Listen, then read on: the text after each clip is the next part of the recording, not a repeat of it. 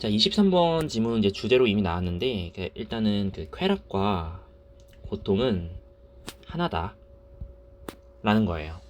자, 일단 읽어볼까요? 뇌과학, 신경과학이죠. 신경과학, 뇌과학의 발견들에 기반했을 때 고통과 쾌락은 형성되고 처리되는데 이제 뇌의 똑같은 영역에서 처리가 되니까 하나라는 소리예요. 우리의 바디는 끊임없이 열망하죠. strive for에 뭐뭐를 원하다. 호메오스타시스, 항상성이라는 뜻입니다. 항상성이 뭐냐면 정의되어진대요. 신체 기능의 균형. 그러니까 이거죠. 예를 들어 쾌락이 올라간다. 그럼 고통이 떨어져. 근데 고통이 올라간다. 쾌락이 마치 저울처럼. 항상성. 일정한 유지야. 그러니까 너무 극단적으로 쾌락이 높아. 그럼 고통이 너무 적어? 그것도 좀 불안한 거야. 고통이 너무 높아. 쾌락이 너무 적어. 그것도 불안한 거지. 뭔가 얘네들이 균형. 이 균형으로 어떤 항상 일정한 상태에 유지된다. 이런 얘기입니다. 몸의 효과적인 보상 기제 없이는, 그 보상 기제가 뭐지? 쿠션이라는 게 그 자동차 에어백 같은, 그쵸? 우리 쿠션 뭐예요? 완화시키다, 부드럽게 누그러뜨리다 이런 거죠. 하이 로우는 오락가락 하는 거예요. 플럭츄에이션이 변동이거든요. 그러니까 잠재적인 그 높은 변동성을 쿠션 좀 덜어준다 이거예요. 근데 그런 보상 기제, 그러니까 이렇게 잠재적인 약간 변동을 덜어주는 보상 기제 없이는 우리는 생존할 수 없을 거다. 자, 그 말은 뭐냐? 우리가 만약에 고통만 느껴, 또는 쾌락만 느껴. 그럼 이제 쾌락만 느끼면 사람이 미치는 거야. 고통만 느껴도 사람이 살 수 없어. 이게 적절히 균형을 이루고 항상성 상태를 유지하기 때문에 우리가 살 수 있는 거죠. 다시 말하지만 쾌락과 고통은 한 동전에서 나온 애들이야. 한 동전의 양면과도 같아. 마치 100원짜리 동전의 이순신과 숫자 100과 같아. 얘네들은 seem to work together. 함께 작동하고 매우 reliant on 뭐뭐에 의존하다죠. dependent on이죠. 뭐에 의존할까? 서로에게 의존하고 균형을 유지해요. 만약에 여러분이 상상해. 이 쾌락과 고통을 as 뭐로써? 두 가지 반대되는 지점으로서, 저울에서 말하자면 이제 저울이 있다고 치면은,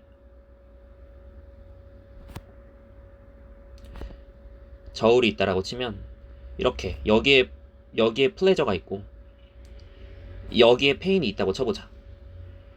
그럼 너는 쉽게 이해할 수 있을 거야. 뭐를?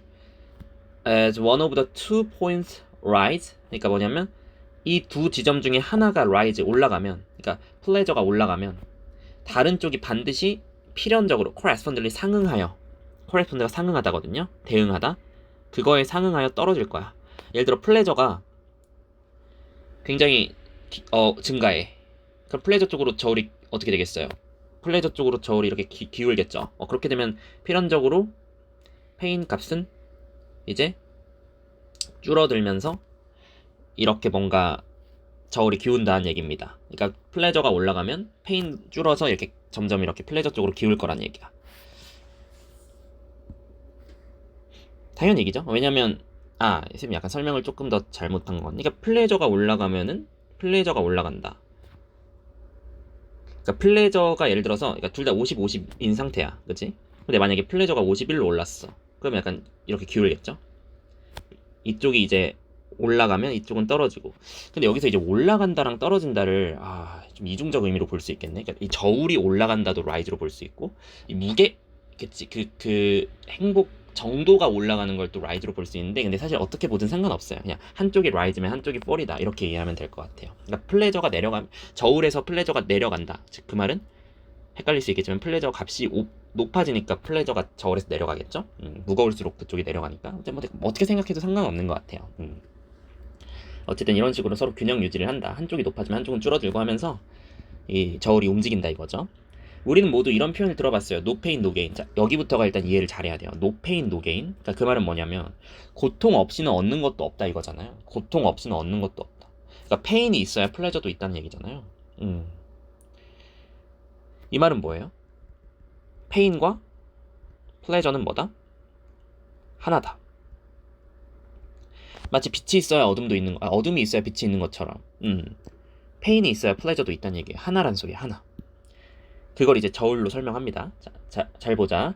그 정신과 의사 아나 램브케에 따르면 maybe some truth to these words. 이 말에 진실이 있다는 얘기예요.